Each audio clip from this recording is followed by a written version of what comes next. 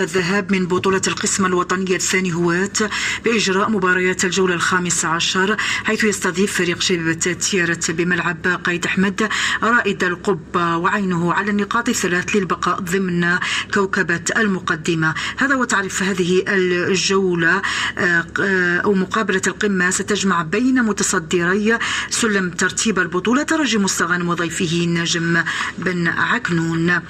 تحت شعار احترم نفسك وغيرك، كن أنت المناصر المثالي، تنظم جمعية بذرة الأمل الأعمال الخيرية والتطوعية بتيارت حملة تحسيسية توعوية ضد العنف والسب في الملاعب.